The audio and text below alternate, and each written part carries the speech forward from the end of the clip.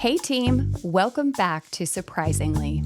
I'm your host, Bridget Dinahan, here to ease you back into another gorgeous part 2 with the lovely Ash Rogers. In this episode, we hear how her poli-sci studies, love of world travel, and deep care for humanity informs her work as co-CEO of Lawala. She shares her unique birth story and how it became a light bulb moment and connection point for helping women in Kenya gain access to community-led maternal and reproductive care. You can read more about the good work Lawala is doing at lwala.org. Stick around until the end when she shares more about her family, navigating parenthood, and how she fondly remembers a brother she lost recently. Listen in. According to me. Well, and at the end of the day, the women are always right. Sure. Just between you and me. That's marriage. Yeah, that's marriage. For sure. Okay, so you've brought up several other interesting points about your life. So you lived in Uganda. Correct. Okay. Why? What were you doing? Tell me everything. So I had this opportunity to go there in undergrad, I guess right after undergrad, after university, with a little nonprofit, and loved it. Was really captivated by the place and the people and the really incredible work that was happening. And so after grad school, I had the opportunity to go back as part of a fellowship program. What were you doing? So I was based with this small nonprofit now called Nama Wellness Center. Shout out to Nama Wellness. And was generally supporting them to start a health program. Okay. And so based in this rural part of Uganda, outside of the capital, and with some incredible local leaders who were from that community and were finding ways to serve families and children. And I loved that experience and lived there for a year doing that work, and then was hired by a private family foundation. So a donor who was looking to do their philanthropy in the region. Okay. And I was really early on with them when they were still trying to figure out exactly what their philosophy and process and approach was going to be to giving away their money. And so I worked for them for several years. I was based then in Kampala, which is the capital of Uganda, and traveled all around the region, sub-Saharan Africa, figuring out what would be the best, most impactful way to give away their money. Oh my goodness. What a gig. It was so fun. So it was really, really fun. What did you and the organization decide? So they decided that the best way to give away their money would be to find organizations that were started by local people and their communities and to fund them. And then to build grant making apparatus. So rather than it be Ash that goes around and finds all these groups, can we hire local folks who know the context well, and can they do that work? And so that became my job, kind of first to set out the framework and then to hire a local team and to support them to build out this funding philosophy. And so starting out, that was kind of the work that you did. What do you do today for work? So Garrett and I had gotten pregnant. I gotten pregnant. He was a very small part of it, but I got pregnant. We were having a little bit of credit. We were going to have a baby. And so we had moved to Kenya, to Nairobi, because we liked the idea of being there, raising a family in Nairobi, which is the capital of Kenya. And there was an organization in our grant portfolio called Lawala Community Alliance. Okay. And it had been started by two Kenyan brothers and their community. They had built a hospital. They had these cool connections with Nashville because they both went to Vanderbilt for medical school. Oh, okay. And so they had a nonprofit based in Nashville that was doing fundraising and supporting the organization. And then they had this incredible work in Kenya. And so their executive director was leaving. And so they reached out to me as part of their headhunting process. And I really loved the idea of moving from this position of funding to a position where I could dig into something, to one organization, and really figure out how to grow the work. And the work at the work at the Family Foundation, which is called Siegel Family Foundation, had progressed to a point where it made sense for the folks in East Africa to run the organization. The framework was set up. The framework was set up, and it was a nice transition point. So I took the job offer. I was pregnant while I was interviewing, and I got the call from the board while I was in labor. Oh my. In an Uber. Oh. On my way to give birth at a hospital in Nairobi. And I took the call. Garrett is like, "Why are you answering the phone call? You're in active labor." Yeah. And I was like, I need some certainty. I need to know Yes. in what ways our life is about to change. Yeah. So I took the call and I said, "Great, thank you so much for the offer. I'll get back to you in 24 to 36 hours. I'm kind of busy at the moment." I'm doing something. You didn't tell them. No, I didn't tell them I was in labor at that moment. I thought they would feel uncomfortable. I would have said it, girl. I thought that would really put them out if I told them that I was currently in labor, that I was mid contraction while I was talking to them. We don't have to apologize for bodies doing what bodies gonna do. Anyway, I certainly did not, but I did not tell them. And I gave birth several hours later. I hemorrhaged postpartum, so this really oh, honey, I'm sorry. Really traumatic birth experience. And I got excellent care and had this team of Kenyan health workers who saved my life. And Lawala's work is all around maternal and child health. And we do a lot of work around maternal mortality. And it felt really like the universe was tapping me in. Like, in case you didn't see the connection before, here it is. Here's a job offer. Here's this life-changing experience. Like, what are you going to do with it? Need fresh content like social and web assets, copywriting, and more? Visit freshconsumables.com. Oh my goodness. What were you, okay, so baby is here, and did you begin to have complications during the birthing process or immediately after? Immediately after. Okay. Yeah, which is, I think, common for a lot of times. It's often spontaneous when you hemorrhage postpartum. And so it's like your uterus isn't contracting. Okay. Yeah, so your uterus is supposed to contract to heal the wound, right? And when that doesn't happen, then you begin bleeding uncontrollably and you lose too much blood. Scary. And that's how people end up dying. Yeah. So tell me a little bit about if you don't mind, the medical care that you received, and how these beautiful people saved your life. Yeah, I had a nurse midwife who held my hand from the moment that I entered the hospital until my baby was born, and through this experience of being stabilized and getting a blood transfusion and oh my goodness, getting care. And she just cared for me throughout and was a constant in my birth experience. I had a great OBGYN who was well trained and knew exactly what to do in kind of the moment that I started hemorrhaging. And what I really remember is that the room, she calls out the OBGYN, the room floods with a few other people. They begin these life-saving procedures. And then I passed out.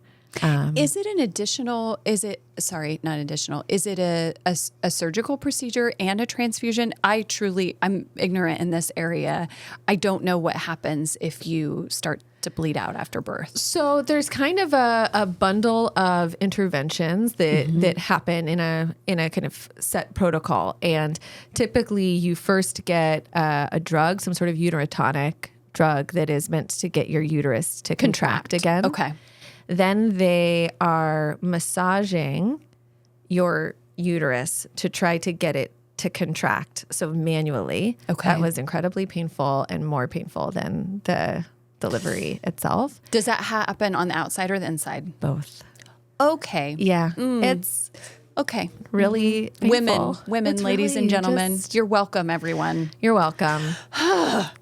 And then there's a blood transfusion. And if those things don't work, then there's a next series of interventions that would happen. So Okay. that could include a hysterectomy, and and there's new technology now that can be deployed. And this is some of the technology that Lawala is working with the Kenyan government to deploy across Kenya. So one of Amazing. those things there's something called the UBT device, which is something that's internal that helps to stop the bleeding.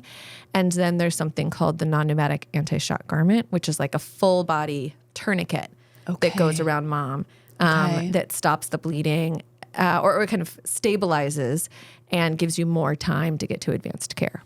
Okay. Oh my gosh. Well, you said only moments ago that it felt like this kind of message from the universe when this happened to you. How do you feel years out from this experience? And was your second birth experience without emergency? Yes. I with my second child, we were here in Nashville. Okay. And I gave birth at Vanderbilt. I got an epidural. I cut the umbilical cord myself. I took a nap in the middle of could not have been a more different experience. But I mean, all's well that ends well when you have Beautiful the babies. baby. Yeah. The baby. Yes. That's right. The baby. So just in the work that you're doing and you're continuing to do today, yes. And if people want to look at the work that your organization does, where can they go? You can go to lawala.org. Lawala is spelled Lwala. Right.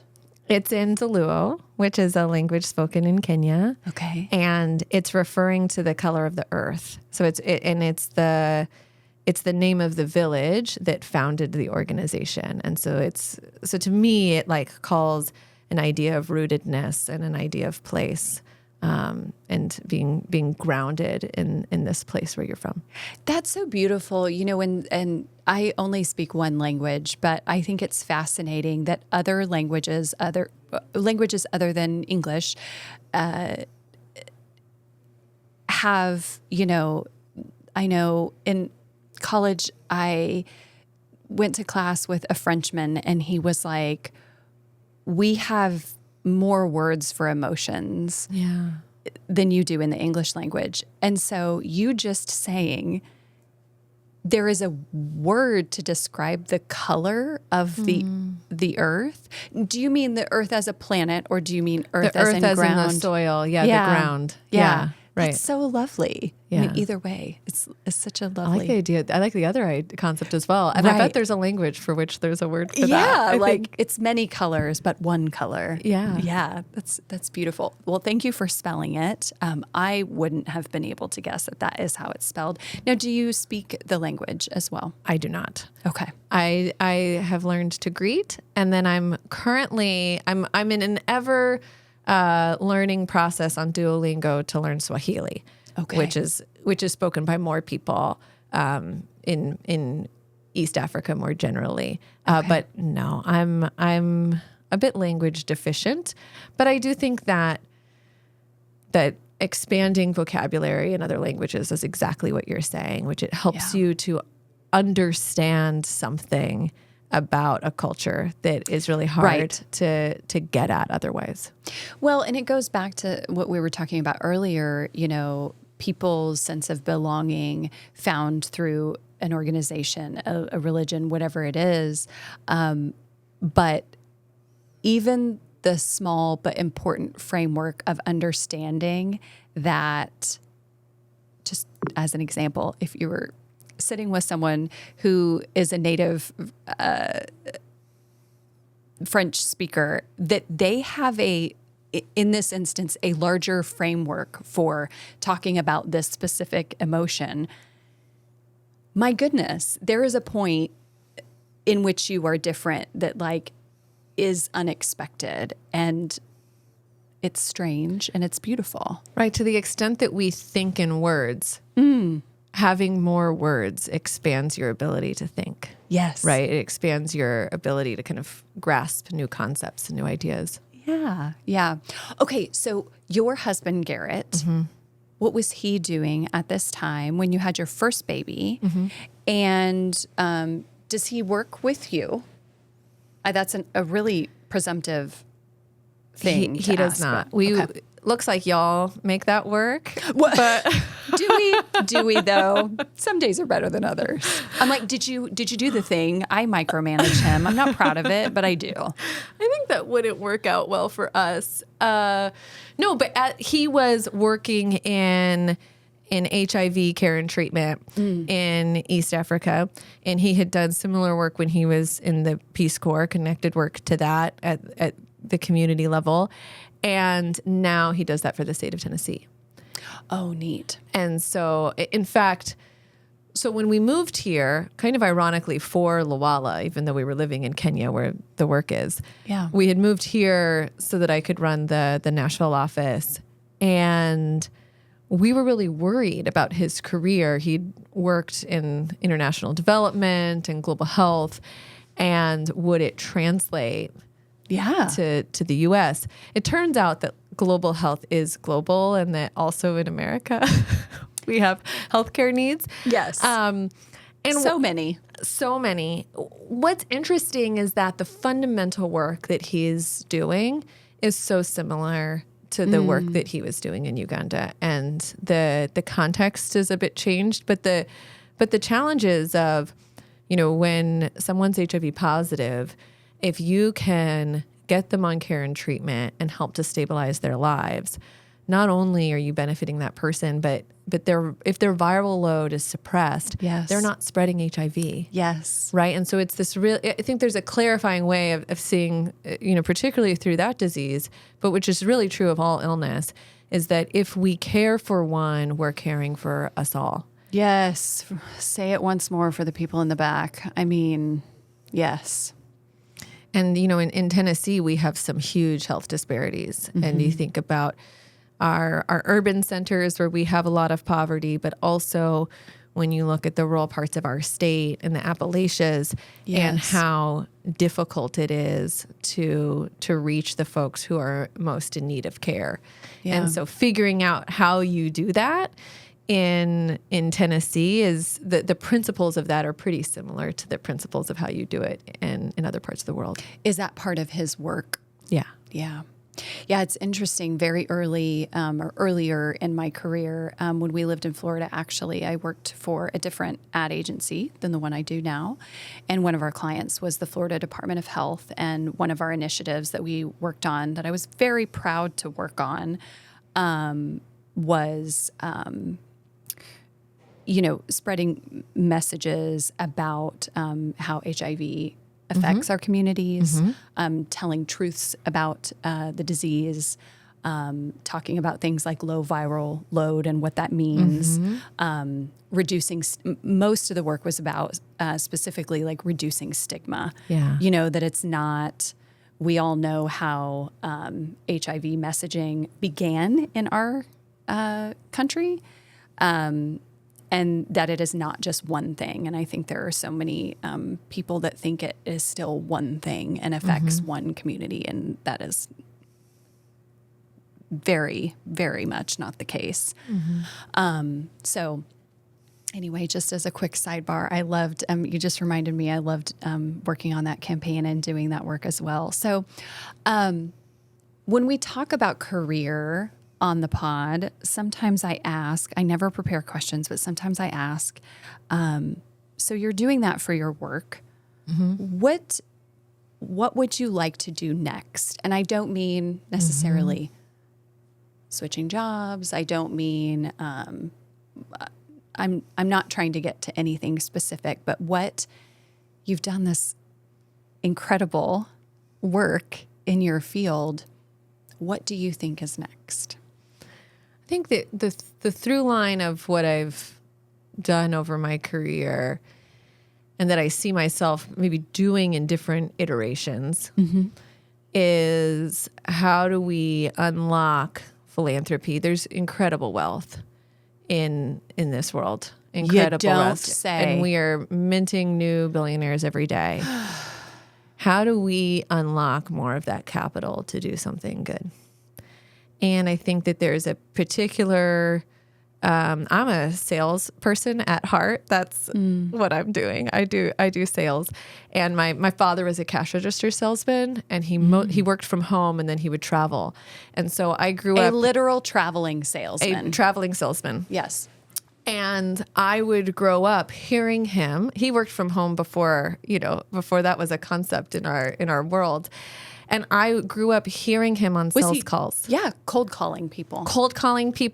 Negotiating with a customer, like trying to figure out how he could get a different rate for, this set of stores that he was trying to supply and whatever. And so hearing him make deals, and that's somewhere in me. Mm-hmm. And so I like it, and it's not a salesperson is not the most like moral of associations I think we have. Like I could be selling used cars. I mean, girl, I am a salesperson too. I do it on the writing side. And, I always tell people, I'm like, I'm in advertising, but it's deeply important to me as an individual to do what I do with integrity. Right. Because there's not, from an outside perspective, I think people think that a career in advertising or a career in marketing is very like shiny. I don't like the shine aspect. Like it's fun, but it is just a job like any other job. So I don't like when people elevate it and make it cooler. A Mad Men association. Yes. And also none of those people were cool, especially the men. Peggy was pretty cool. Joan was pretty cool. Yeah. The shit. Yeah. I mean, Peggy for life, man. Yeah. And just beautiful to look at. I mean, God, disgusting.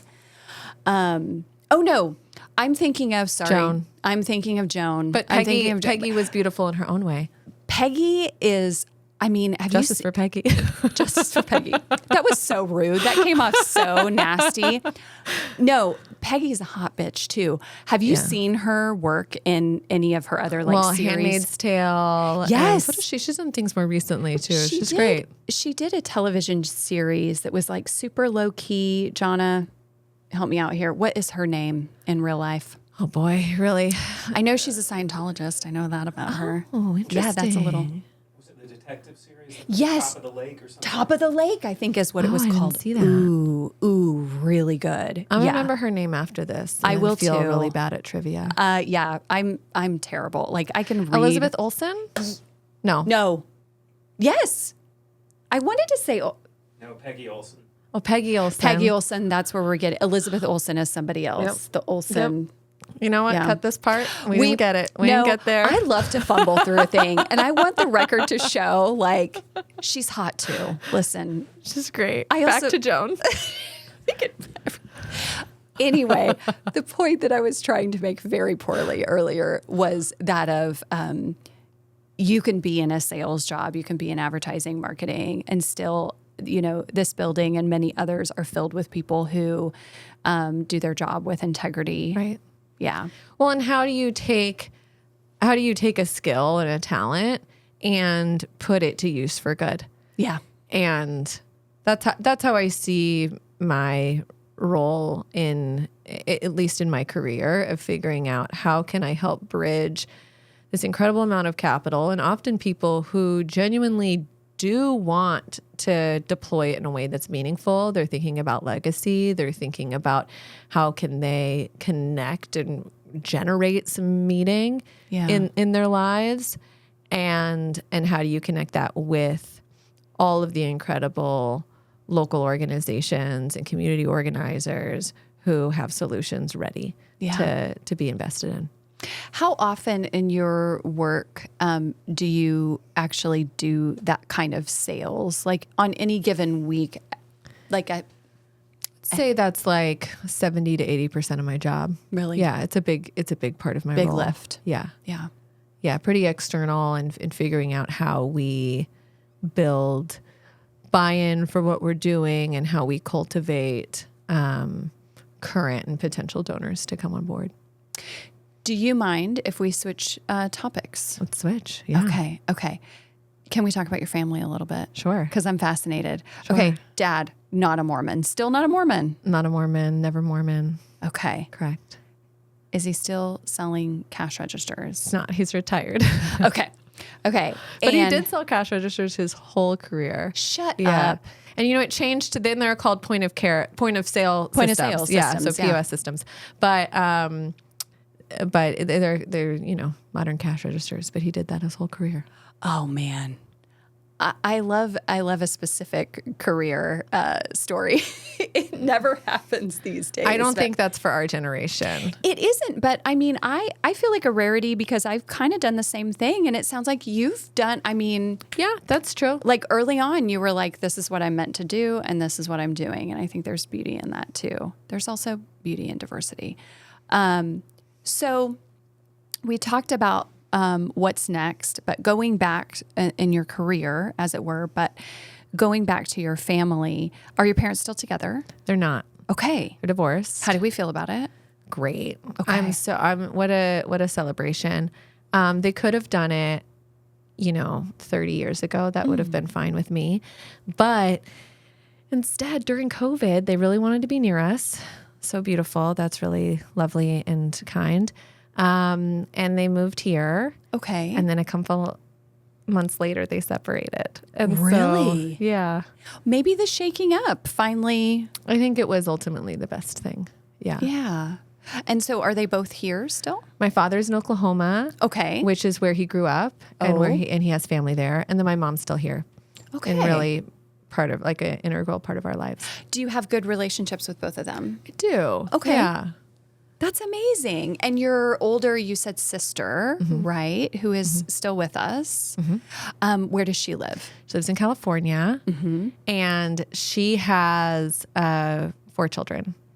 Oh my goodness. So 2 adult daughters, kind of adults. They're over 18.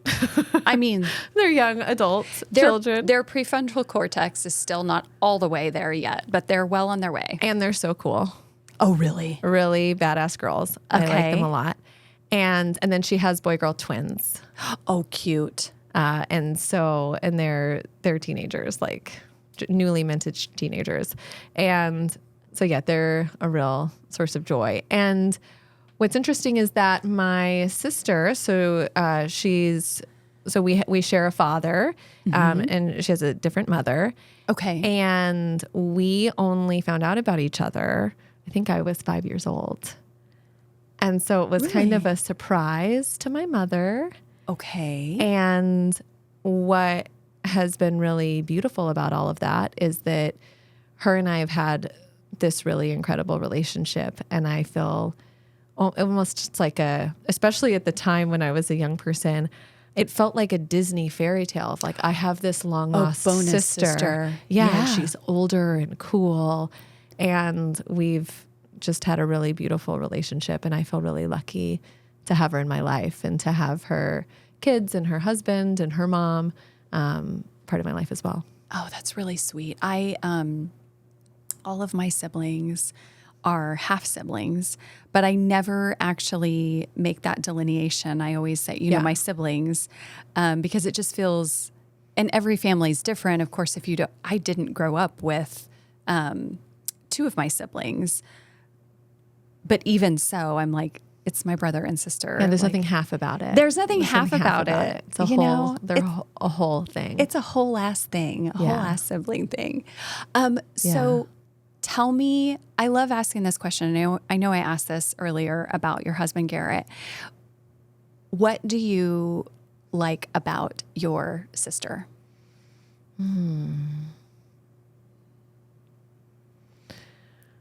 My sister is one of these women who is just the center point and rock. Like she is the sun that everyone orbits around.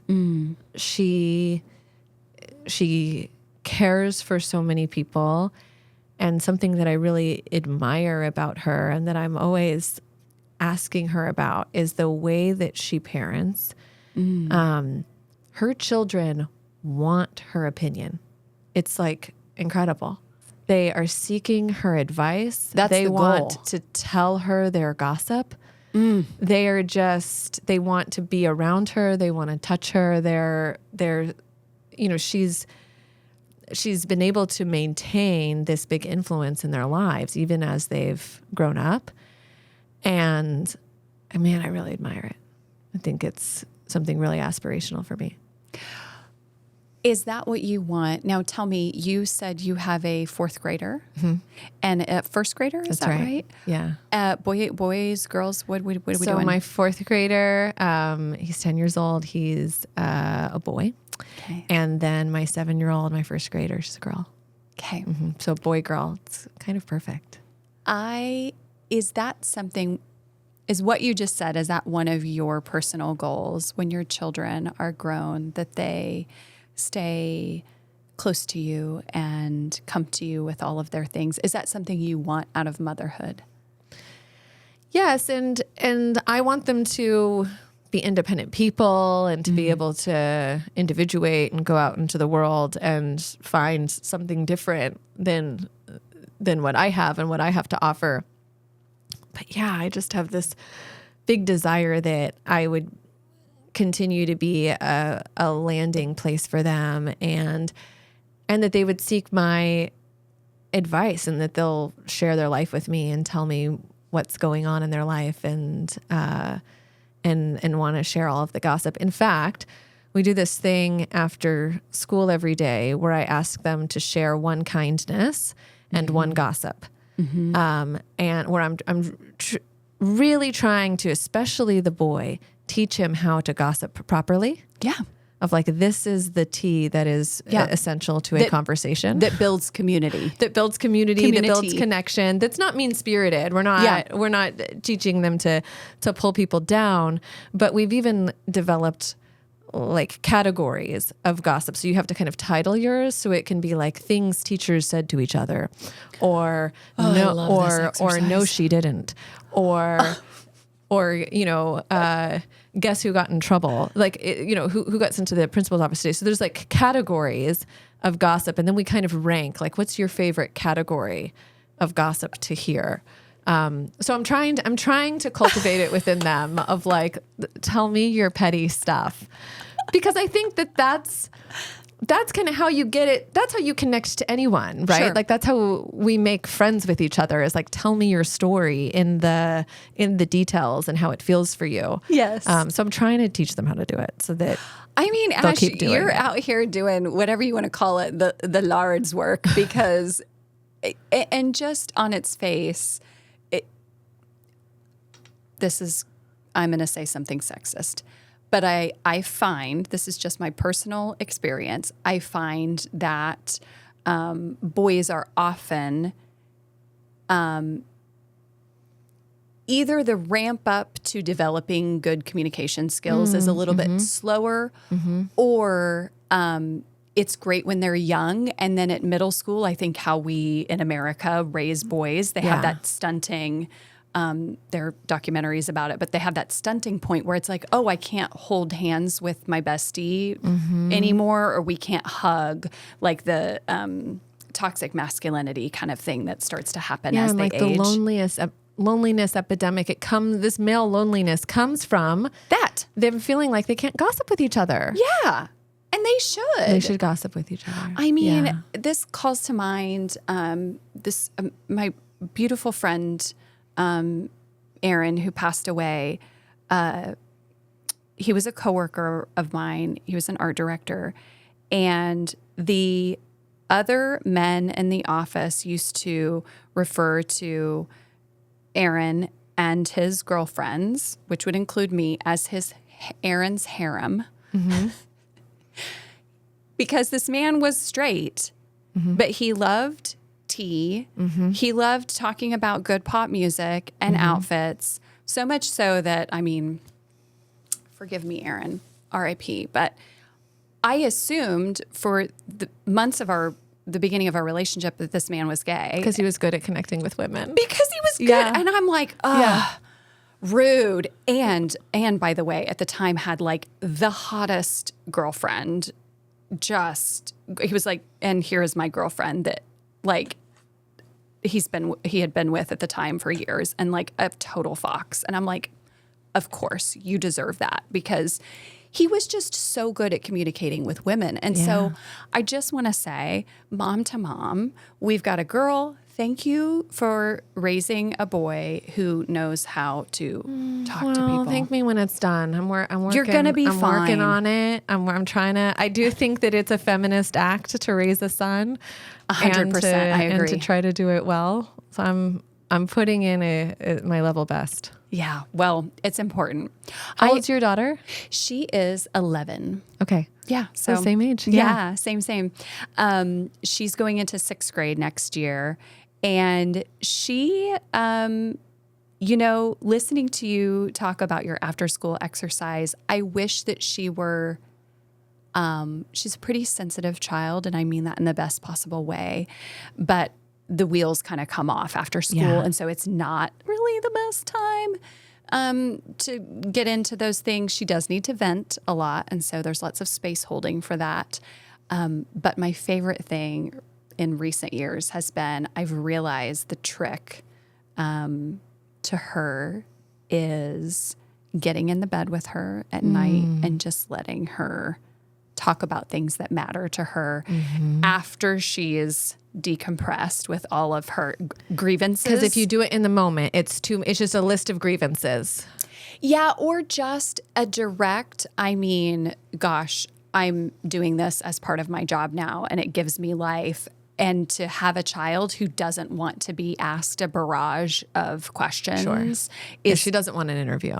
It's painful for me, Ash, if I'm being real honest. And I say that, and she's one of the most quirkily wired, beautiful human beings I've ever shared space with. And part of that is she's so differently wired than me that I'm having to tap dance through this parenting experience in the most magnificent way. And I'm building new skill sets all the time, because her sharing is always on her terms. And I love that for adult her. I don't love it for mom me right now. But I want to get to what we talked about earlier, which is all I want, and I've told her this, all I want is for you to like me enough when you're an adult that you still honor me with a relationship with you. That's it. That's my whole job. I mean, if you can do that, I feel like as a parent, you've done everything that you could, right? Yeah. It's tricky because, there's only a handful of my friends, adult friends, that have that with their parents. Is that right? I think so. Yeah, I think that, like plenty of people still have a relationship, but having that, like, this is a place to confide. This is a place to get advice. This is, I think that it can be rare. Well, I think and tell me what you think about this too, what seems a little bit different about our generation. We've covered this a little bit on the podcast too with different people. Every generation is just different in how they move through the world and how they raise children. Yeah. And we're doing things like gentle parenting. We're sending our children to therapy in ways that like our parents didn't do for us. We are trying so hard. We're trying so hard. I don't know if it's working, but we are. It's like a very effortful generation in our parenting approach. You said it, sister. That phrase right there, that part right there, because we're doing the most. We're doing the most. It's extra. It's hard. We're all getting burnt out. And I hope it matters, I hope it matters too. I look at Jonathan, and this is, I'm going to preface this by saying this is an absolute joke because I don't agree with this. But I look at Jonathan on a semi-weekly basis and I say, should we just start beating her? I mean, is that still on the table? Oh no, I think that's a joke. But when we decided collectively not to hit our children. yeah. That was a big move. And then you're trying to figure out, okay, well, that was the model. What else is in our toolbox? What else do we have? And talking? Yeah, or the counting, asking them how they feel. Yeah. Which, by the way, it doesn't work. Okay? When you ask a child who's lost their mind, like, oh, you're feeling angry. It's okay to feel angry, but we don't throw our shoes across the room. Yeah. They look at you like you're crazy, and they throw the shoe at your face. Yeah.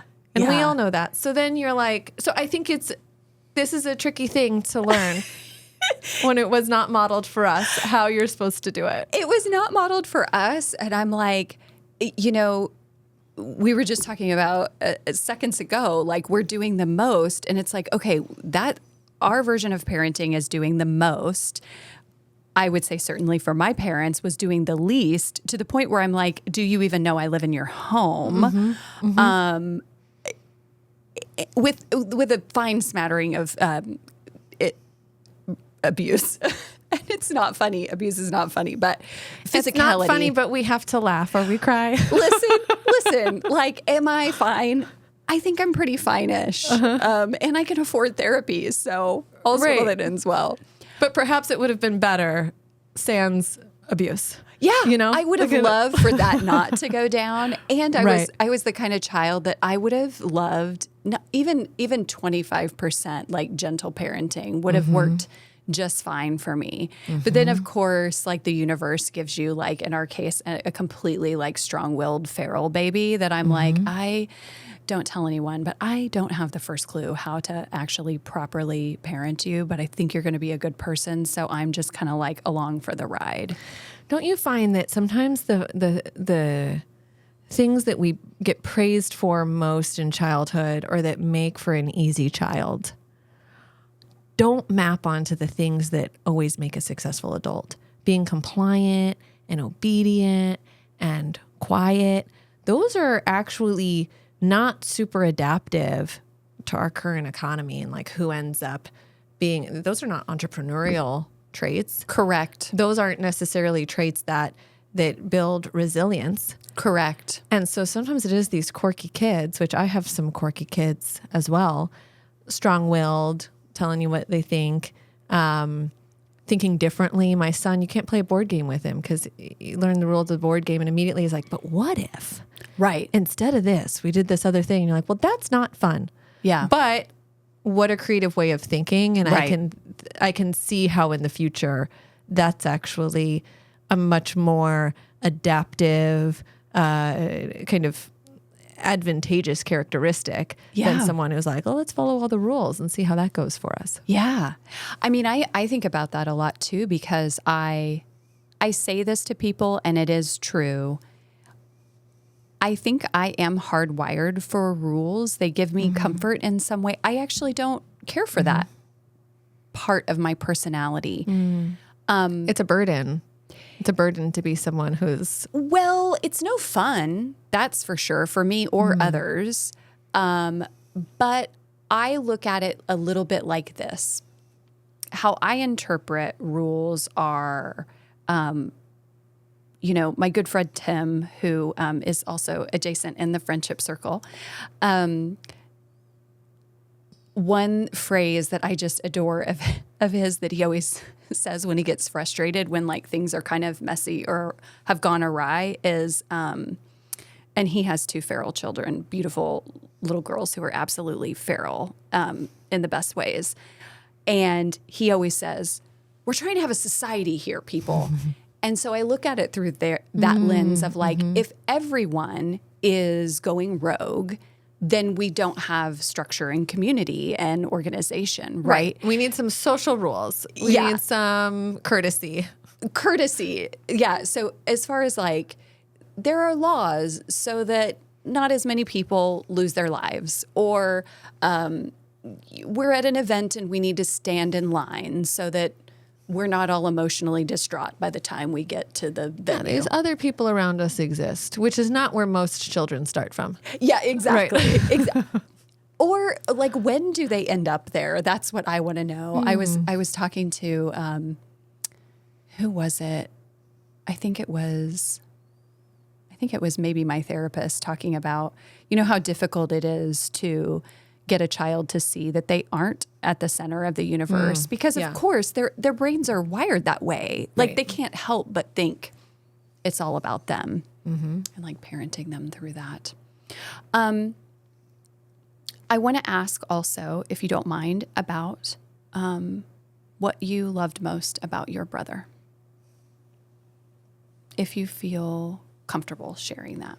Yeah, no, thank you for asking.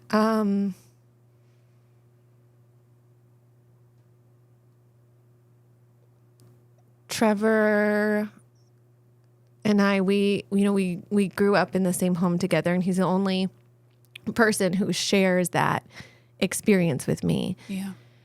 And he was brilliant, really, really smart, really unique way of viewing the world. It made him funny. It made him often feel out of place, because I think he was often kind of had an internal world that was so big and so intricate. He was a musician, a really gifted musician, and played many instruments and sang, had different bands over time. So I loved his music and I loved his voice. And it is something beautiful that we still have, even now that he's passed, is like, I still have his voice and his music. And that feels like such a cool gift that you don't always get from a loved one, right? To be able to have Something they made. yeah, an artifact of their creativity and of their like external creative expression is really, feels really special. How did you, if you need a tissue, here's, if you, how did you end up with his, I mentioned earlier, and we got into it in a sort of silly, superficial way, but how did you end up with his piece of jewelry? Yeah, I went to, he passed in my father's house, and I went to help clean up and collect his belongings, of which, there wasn't much, but some guitars and some hats and some cool stuff that have gone to different people and mostly to my mother. And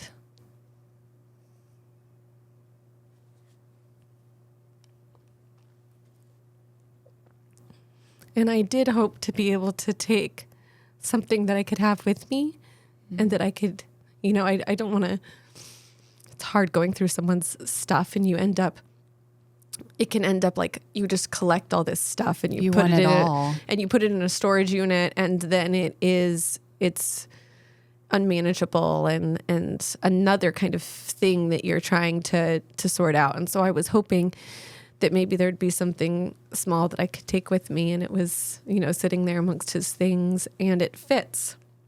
It fits perfectly beautifully on my index finger, and I have kind of like witchy, slender hands, and so it just felt like it was so perfect, and it felt like he'd left it for me. That's very sweet. How old was he when he passed? Or how old were you? So he passed a year ago on the 9th.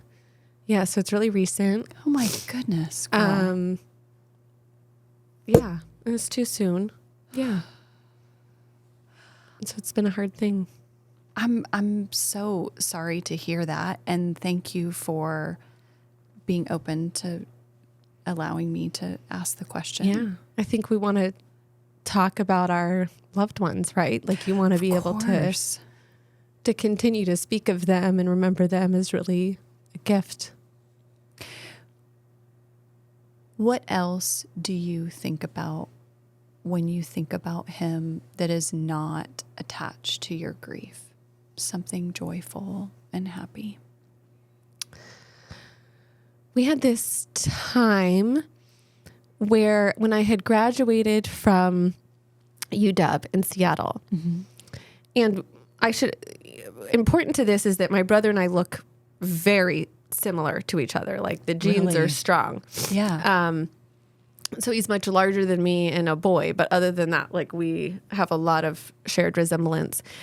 And at that time I had just cut my hair really, really short. So like a half inch or something, really short hair, and his hair was short.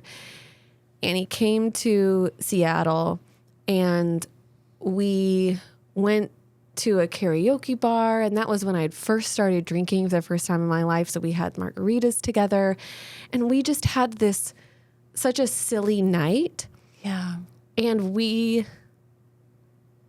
just felt like we were connecting and had so much in common, even to the point that like we looked the same and had the same haircut at the moment. Yeah. And just shared so many laughs and had this window into each other as young adults. Yeah. And this connection in this new phase of our lives. And yeah, it was a really beautiful time. He's a musician, and so of course he's great at karaoke.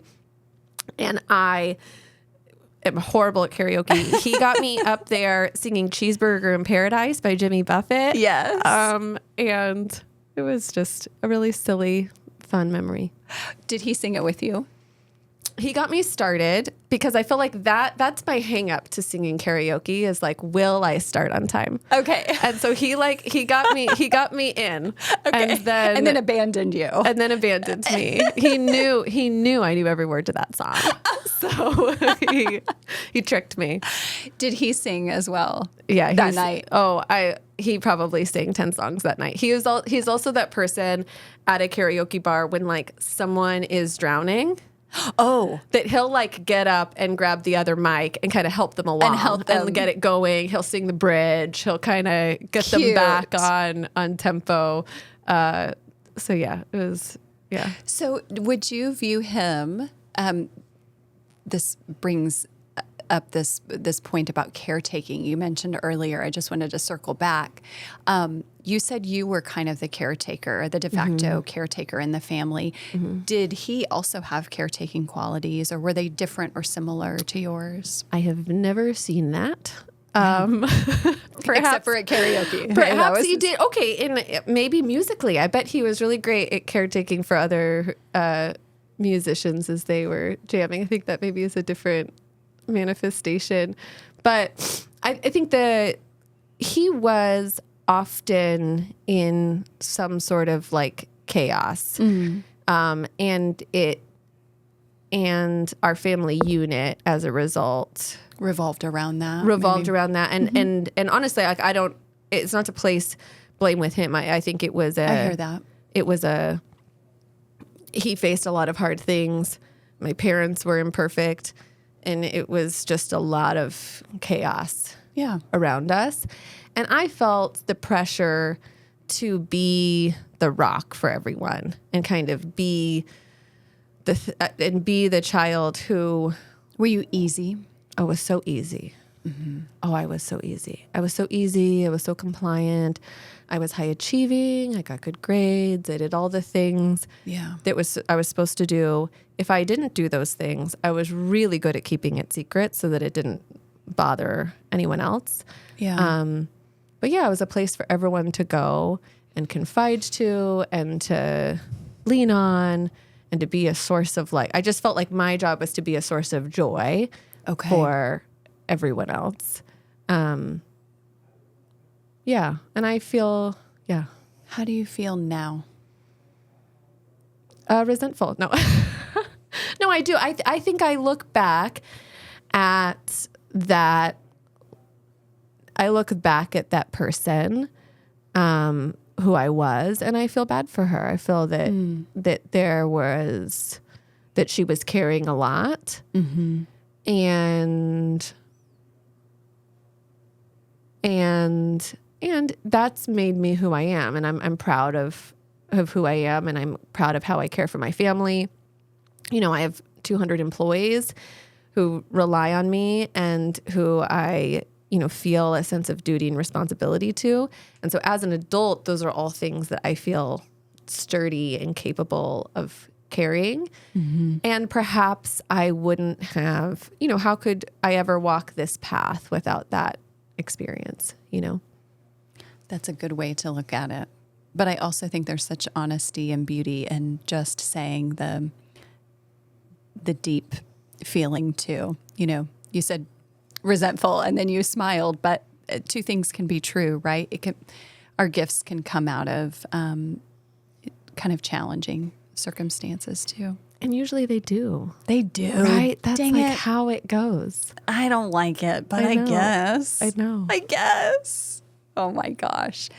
Well, Ash, thank you for being with us today. Thanks for having me. This you got deep, girl. You really, we really got into it. I don't like it any other way. Okay. I mean, I Yeah. love a small chat out in the world, a small chat, but one hopefully with like a little bit of intimacy and connectivity. But this is one of my favorite things to do. I feel like we're friends now. Are we friends? I'd love to be friends. I mean, we have mutuals. You're already vetted. Great. Let's do it. Let's have a Great. friendship. Why Deal. don't we? Deal. This is just my secret way to like To make friends. meet amazing women.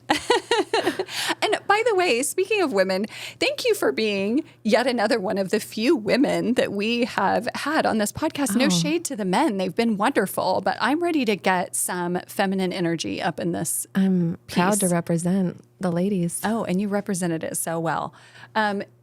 For those of you listeners who are just listening on one of the audio platforms and you want to see just how foxy this lady is, don't miss it on YouTube because she's a babe. Spoiler alert. boy. I'm just Oh, boy. throwing that out there at the end. You didn't ask for it, but set high expectations for people. oh, I and can. then- I can. Universally attractive, ladies and gentlemen. Wow. Get yourself some life. Oh, boy. She's smart. She's beautiful, and she's doing good in the world. Thank you, Ash, for being here with us today. Thanks for having me. You can read more about the good work Lawala is doing at lwala.org. Our show is executive produced by Sherry Day and Farley Day. Produced, edited, and engineered by Jonathan Kosick. Extra creative magic provided by other fine folks at our sister agency, Artists and Outlaws. Designed by Josh Ford. Digital management by Nate Hook. If you live in the Nashville area or are visiting soon and want to be a guest, email us at jonathan@freshconsumables.com. That's JONATHAN@freshconsumables.com. Want to hear more of Surprisingly's meaningful and unpredictable conversations? Subscribe now wherever you get your podcasts. I'm your host, Bridget Dinahan. Thanks for listening.